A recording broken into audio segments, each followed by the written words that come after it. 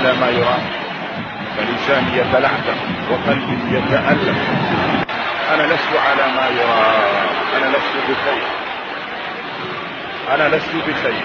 لساني يتلعثم وقلبي يتألم. بالقلب غصة